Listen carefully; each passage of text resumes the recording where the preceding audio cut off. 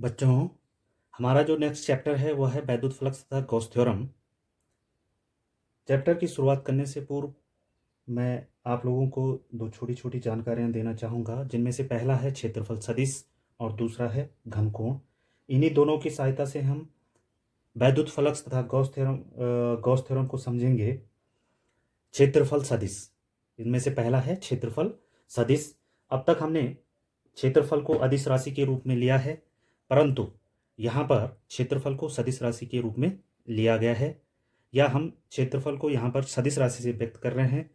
जैसा कि यहाँ पर ये बोर्ड दिखाई पड़ रहा है, इस बोर्ड का जो ऊपरी तल है जिस पे कि मैं लिख रहा हूँ, इसकी जो दिशा है, अर्थात इसके बीचों बीच यदि मैं कोई अभिलंब खींचूं, जिसको कि हम इस कार्डबोर्ड या बोर्ड का अक्ष कह सकते हैं, उसकी दिशा लंबवत ऊपर की ओर, जैसे कि यहाँ पर पेन की नोक से दिखाई दे रही है, तो हम यह इसको इस प्रकार से कह सकते हैं कि इस बोर्ड की जो डायरेक्शन है वो लंबवत ऊपर की ओर है, अर्थात इसका जो क्षेत्रफल है उसकी दिशा लंबवत ऊपर की ओर है। और इसको और समझने के लिए मैंने जैसे यहाँ पर एक कार्ड लिया है, ये कार्डबोर्ड लिया है। अब देखिए कि इसकी दिशा यहाँ पर मैंने जैसे कि इस बोर्ड की दिशा है उसी प्रकार रखी है, और इसके बीचों बीच यदि कोई अभिलंब खींचा जाए या अक्ष खींचा जाए तो इसकी दिशा पेन की नोक से प्रदर्शित होगी, अर्थात लंबवत ऊपर की ओर होगी। इसी प्रकार से यदि मैं इसकी डायरेक्शन चेंज करूं तो इसका जो क्षेत्रफल है वही रहेगा, लेकिन जो अभिलंब है वो बाहर की ओर पेन की नोक से इस प्रकार से प्रदर्शित होगा, अर्थात इसकी जो दिशा है वो पहले से लंबवत बाहर की ओर हो गई है। और यदि हम इसका बाहर की ओर ऊपरी दीवार की ओर करें तो इस प्रकार से प्रदर्शित होगा। तो इस प्रकार से इसकी डायरेक्शन को हम व्यक्त कर सकते हैं। इसी कारण से यहाँ पर वैद्युत फ्लक्स और गॉस थ्योरम में जो वैद्युत फ्लक्स है उसको समझने के लिए जो क्षेत्रफल है उसको हमने सदिश राशि के रूप में लिया है। और इसको हम किस प्रकार से लिखेंगे, जैसे कि यहाँ पर एक डायग्राम बनाया है मैंने, एक छोटा सा क्षेत्रफल लिया है जिसको कि ए द्वारा व्यक्त किया गया है, और इसका जो अक्ष है उसका एकांक सदिश एन कैप के द्वारा प्रदर्शित किया गया है। तो यहाँ पर सदिश ए को इस प्रकार से लिख सकते हैं, A is equal to N cap dot A. जैसा कि हमने पढ़ा है कि यदि हम किसी सदिश को किसी अदिश से या किसी अचर से गुणा करें तो वो उतने गुना हो जाएगा। तो यहाँ पर ए इज इक्वल टू क्या हो जाएगा, इसको हम लिख सकते हैं एन कैप ए।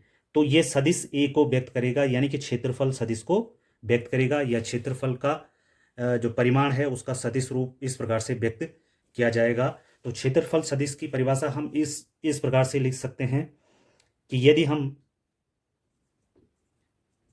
यदि हम किसी पृष्ठ के बीचों बीच या मध्य से बीच कोई अभिलंब खींचें,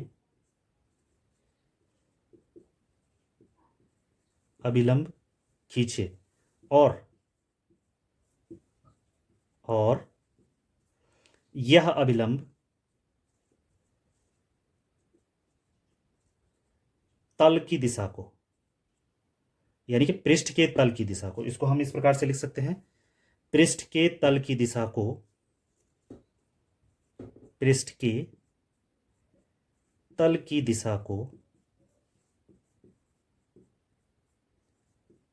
प्रदर्शित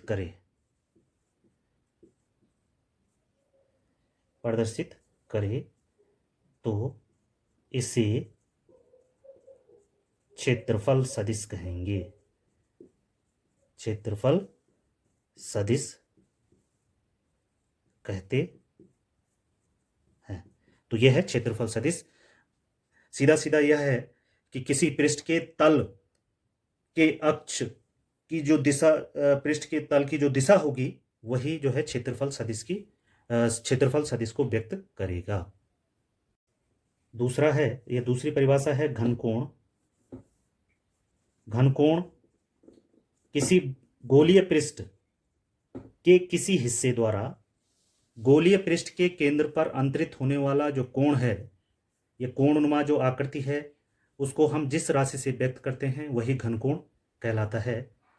उदाहरण के लिए कि यदि मैंने यहाँ पर एक डायग्राम बनाया इस प्रकार से और इसका हमने एक हिस्सा लिया, छोटा हिस्सा लिया मैंने इस प्रकार से, और इसका क्षेत्रफल माना डेल्टा ए है, इसका क्षेत्रफल है डेल्टा ए, और ये इसका केंद्र है ओ। तो ओ पर जितना कोणनुमा आकृति जिस राशि से व्यक्त होगी, जो यानी कि जो कोण बनेगा उसको हम जिस राशि से व्यक्त करेंगे उसे हम घनकोण कहते हैं। और इसको प्रायः सामान्यतः इसको ओमेगा से व्यक्त किया जाता है। तो हम इसकी परिभाषा इस प्रकार से लिख सकते हैं कि किसी गोलीय पृष्ठ के क्षेत्रफल या किसी गोलीय पृष्ठ का क्षेत्रफल किसी गोलीय पृष्ठ का क्षेत्रफल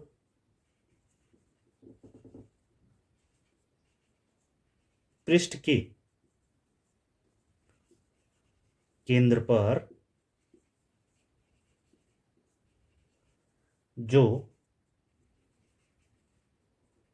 कोण अंतरित करता है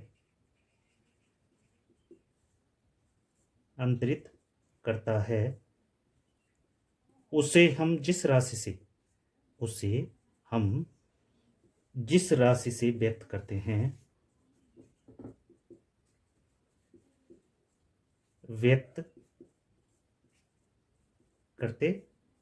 हैं उसे घनकोण कहते हैं, उसे घनकोण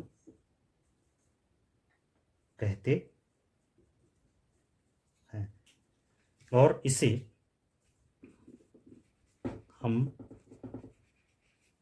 ओमेगा से प्रदर्शित करते हैं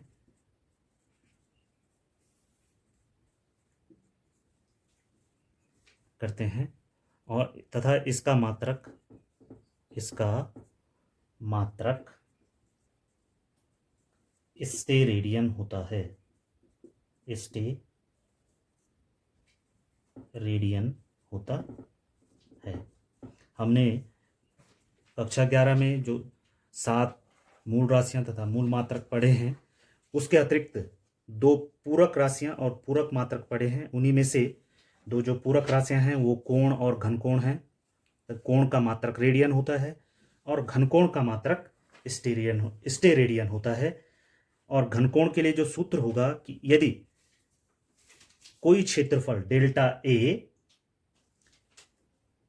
गोलीय पृष्ठ के केंद्र पर यदि ओमेगा घनकोण अंतरित करता है तो ओमेगा इजिकल टू होता है delta A over R square steradian.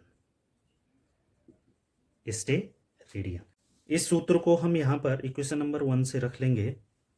और घनकोण को और अधिक समझने के लिए मैंने यहाँ पर किसी गोलीय पृष्ठ के क्षेत्रफल का एक अल्पांश लिया है। यह अल्पांश गोलीय पृष्ठ के केंद्र ओ पर ओमेगा घनकोण अंतरित करता है।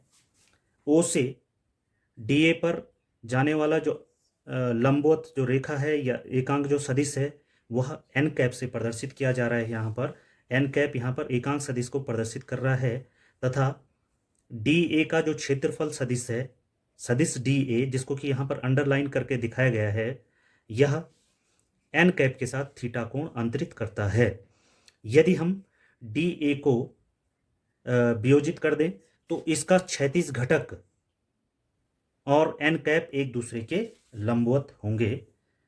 तो आगे हम इसको इस प्रकार से लिख सकते हैं कि सदिश डी ए और एन का जो सदिश गुणन अदिश गुणन है उसको हम इस प्रकार से लिख सकते हैं, डी ए जो कि क्षेत्रफल को प्रदर्शित करेगा, D A dot N N cap is equal to D A mod of N cap cos of theta. क्योंकि हम जानते हैं कि सदिश ए और सदिश बी, यदि हमारे पास 2 सदिश हैं और इनका जो अदिश गुणन होता है उसको हम A B cos of theta से व्यक्त करते हैं, जहाँ ए तथा बी सदिश ए तथा बी के परिमाण होते हैं।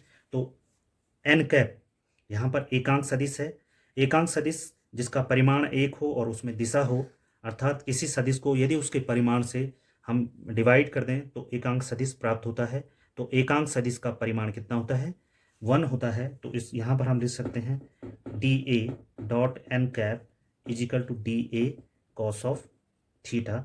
यह क्षेत्रफल को व्यक्त करेगा और इसको हम इक्वेशन नंबर 1 में रख दें तो ओमेगा अर्थात डी ए के द्वारा केंद्र पृष्ठ के केंद्र पर जो अंतरित घन कोण है वह हमें प्राप्त हो जाएगा।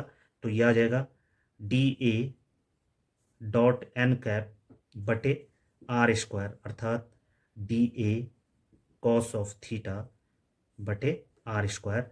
इससे हम घन कोण प्राप्त करते हैं और इसी सूत्र का प्रयोग हम गॉस प्रमेय में करेंगे। ओके, इसे मैं इस प्रकार से स्पष्ट रूप में लिख दूं कि ये जो घनकोण का जो सूत्र है वह इस रूप में आ जाएगा omega is equal to D A dot N cap over R square और यह आ गया omega is equal to D A cos theta over R square. ये जो है घनकोण के लिए सूत्र हो गया। और जिस प्रकार से कोई वृत्त अपने केंद्र पर